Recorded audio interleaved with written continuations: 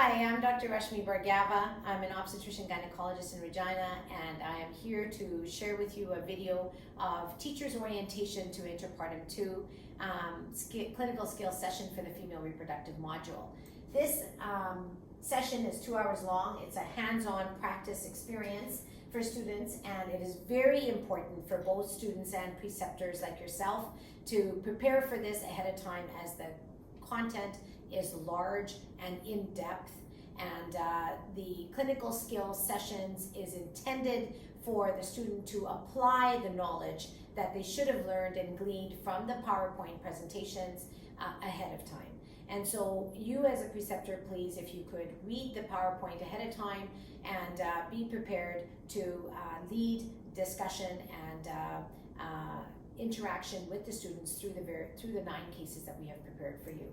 So the objectives are definitely long. IP2 has all to do about labor, how to diagnose abnormal progress in labor, what are the 4 P's of labor, how do we write progress notes, how do we interpret fetal heart tracings, and then how do we manage obstetrical emergencies. So that's the nitty-gritty of IP2, and so it's lots of fun, it's lots of hands-on, and these are the competencies that the students are expected to attain by the end of the 2-hour session. So I feel that the 2 hours will be sufficient, and I'm going to take this opportunity to lead you through the individual cases briefly, so that you have an idea of how the 2 hours will unfold. And just realize that you will be receiving, along with the master slide deck for the IP2, the answers to the clinical skills cases in the form of a PowerPoint, so that you will have all the answers before the session starts. So here we have cases 1 to 3, and these have to deal with women that are going through the labor process, and together with the students on their laptops, each on their laptops, you will be going through the interpretation of fetal heart monitor tracings, their progress in labor, how do you document progress in the form of a SOAP note, and the students will be given printed copies of the partogram, and you will help them plot labor progress on a partogram, and then be able to put the picture together with interpretation of the fetal heart monitoring, and all of this will be provided for you by the LRC, or else the Simulation Center. And so the first part of this, the cases 1 to 3, will be hopefully in a table format, so that each of the students can sit and review the material on their laptop. The rest of the stations are going to have you upright and walking around, and so this is just an example of how we set up our room in Regina. It doesn't necessarily have to look like this, but you may not have this much room available to you either. But generally speaking, each of the stations involve different cases, different kinds of obstetrical emergencies that may arise, and your job as facilitator is to get through these cases in the remaining time frame.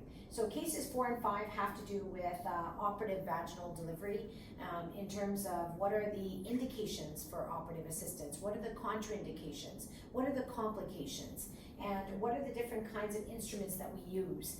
Here's the mnemonic for vacuum and for forceps, so that the students will learn all the things that are needed before an operative vaginal intervention can occur. And then you will have access to a pelvic model where you can perhaps show how the vacuum or the forceps is applied in these cases. And then also the perineal model, just to briefly discuss the different kinds of lacerations and that can occur, in episiotomy that might be needed to save a baby in this situation. So case 6 is all about shoulder dystocia. It's identification of shoulder dystocia. The baby's head is delivered, and what are the features that we look for when we diagnose this obstetrical emergency.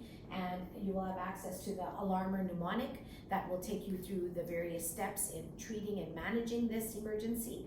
And this pelvic model, it's a little bit stiff, but it does get the idea across, I think, to students when this emergency occurs. What are the different kinds of maneuvers that we have accessible to us that we can do for the patient in order to save the baby.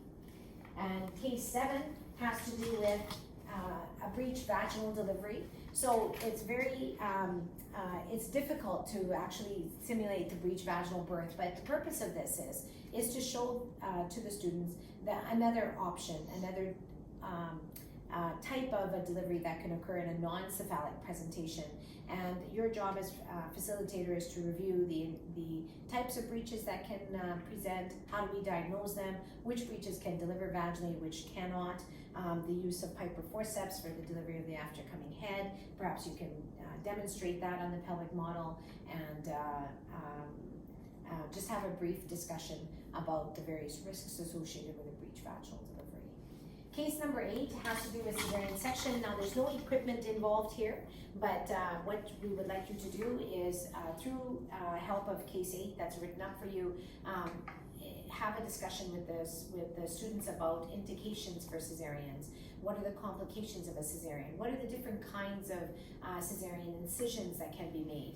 And which are candidates for a trial of labor in the future?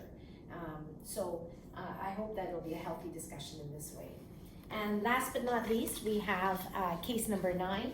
And as you can see, it has to do with a postpartum hemorrhage. So we just poured some red liquid on the blue pad just to simulate a little bit, more realism about a lady who's delivered her baby and now is having a postpartum hemorrhage. And it's your opportunity to discuss the different causes of postpartum hemorrhage. How do we diagnose it?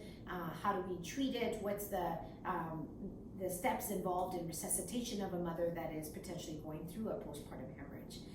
What are the 4 T's involved with PPH? So in this way, with all these different station setups, it is my hope that you'll be able to provide the students with an excellent, rounded knowledge of the interpartum management as well as the different emergencies that can arise. And I hope that you'll find this video helpful and informative as you approach this clinical skills session. Thank you very much for agreeing to be a preceptor for us.